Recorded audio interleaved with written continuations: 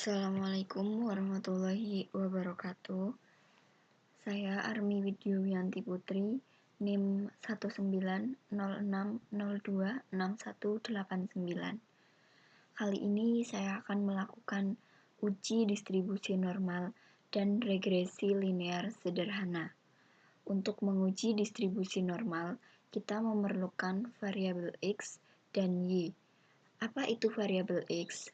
Variabel X adalah variabel yang bisa mempengaruhi atau variabel independen, sedangkan variabel Y adalah variabel yang bisa dipengaruhi atau dependen. Di sini saya sudah memiliki dua variabel, yaitu variabel X dan Y. Pengangguran sebagai variabel X dan kemiskinan sebagai variabel Y. Untuk melakukan uji distribusi normalitas, kita memerlukan satu data lagi di sini, yaitu data residual. Bagaimana cara kita memunculkan data residual? Pertama, kita bisa klik Analyze di sini. Kemudian kita pilih Regression. Setelah itu kita pilih Linear. Karena data independen saya adalah pengangguran, maka saya akan memasukkannya ke dalam kolom independen. Sedangkan dependen adalah kemiskinan. Setelah kita menginput data dependen dan independen, kita klik option yang Save. Kemudian kita hanya perlu mencentang yang ini, Unstandardized. Setelah itu kita klik Continue dan klik OK. Nah, ini adalah hasil yang akan muncul di output viewer. Kemudian pada data editor akan muncul data residual yang tadi. Lalu bagaimana kita melakukan uji distribusi normalitas? Sebelumnya kita hapus dulu pada output viewer agar tidak membingungkan.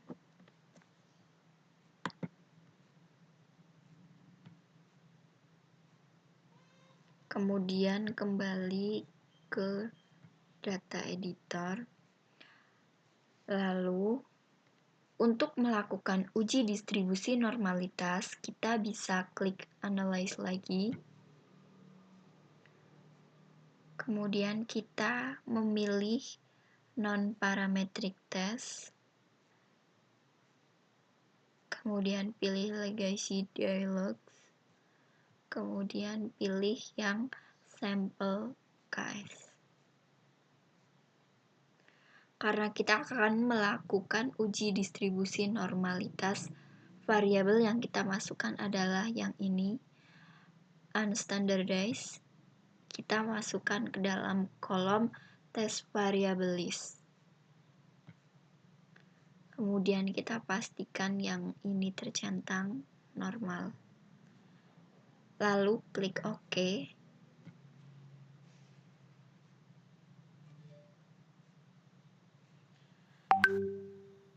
Nah, ini adalah hasilnya, yaitu test distribution is normal.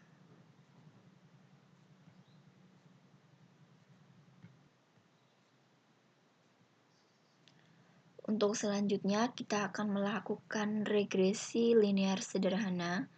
Bagaimana cara melakukannya? Oke, langsung saja. Di sini saya sudah memiliki data yang sama seperti tadi saat uji distribusi normalitas. Kita bisa melakukannya dengan cara yang pertama, kita klik Analyze. Kemudian pilih Regression. Lalu kita pilih Linear. Karena tadi sudah di input data independen dan dependen, jadi ini udah otomatis. Kemudian Setelah itu kita pilih option yang statistik. Setelah itu kita hanya perlu memastikan estimate dan model fit itu tercentang. Lalu kita klik continue.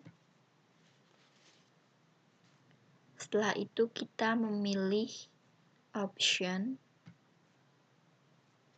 Kita hanya perlu melihat use probability of F. Apa itu use probability of F? Ini adalah alfa atau toleransi kesalahan error. Di sini saya menggunakan alfa 0,05 atau 5%. Jadi kita tinggal klik continue, kemudian klik OK. Nah, ini sudah muncul regresi linear sederhananya. Ada variable enter, model summary, ada ANOVA, kemudian ada koefisien. Nah, selanjutnya kita melakukan analisis. Kita lanjut ke analisis. Yang pertama ada uji normalitas. Pada uji distribusi normalitas, hasil residual data berdistribusi normal karena nilai sigma 0,200. Mengapa bisa dikatakan berdistribusi normal? Karena nilai sigma ini lebih besar dari alfa. Kemudian yang kedua ada penyusunan model regresi. Pengolahan data menggunakan bantuan SPSS dan memperoleh hasil tabel koefisien pada output SPSS menunjukkan B0 atau konstan ini adalah 66,316. Kemudian B1 ini pengangguran adalah 0,461. Sehingga model regresinya adalah, ini rumusnya, Y sama dengan B0 plus B1X. Y sama dengan 66,316 plus 0,461X. Bisa dibaca kemiskinan sama dengan 66,316 plus 0,461 pengangguran. Kemudian yang ketiga adalah uji signifikasi model. Di dalam uji signifikasi model ada yang pertama H0, tidak terdapat pengaruh variabel X atau pengangguran terhadap variabel Y atau kemiskinan. H1, terdapat pengaruh variabel X, yaitu pengangguran, terhadap variabel Y, yaitu kemiskinan. Kenapa bisa seperti itu? Nanti kita bisa lihat di bawah. Kemudian yang ketiga ada taraf signifikansi. Di sini penguji menggunakan alfa 0,05 atau 5%. Kemudian yang keempat ada statistik uji.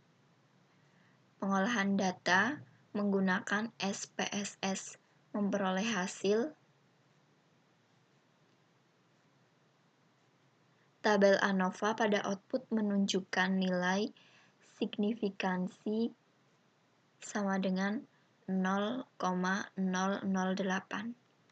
Ini nilai signifikansinya 0,008.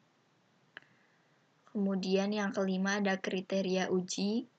H0 ditolak nilai sig sama dengan 0,008. H0 ditolak karena nilainya lebih kecil daripada alfanya. Jadi nilai signya ini lebih kecil daripada alfanya. Sehingga kesimpulannya adalah H0 ditolak karena nilai signifikansinya lebih kecil dari alfa yang menyebabkan H1 diterima, sehingga dapat disimpulkan bahwa terdapat pengaruh variabel X atau pengangguran terhadap variabel Y atau kemiskinan. Kemudian yang keempat ada perhitungan R-square. Di sini pengolahan data menggunakan SPSS. Tabel model summary pada output SPSS menunjukkan hasil R-square sama dengan 0,428 sama dengan 42,8%. Ini R-square 0,428, yang artinya bahwa faktor pengangguran mempengaruhi kemiskinan sebesar 42,8%, sedangkan 57,2% dipengaruhi oleh faktor lain. Demikian penjelasan dari saya. Kurang lebihnya saya mohon maaf. Wassalamualaikum warahmatullahi wabarakatuh.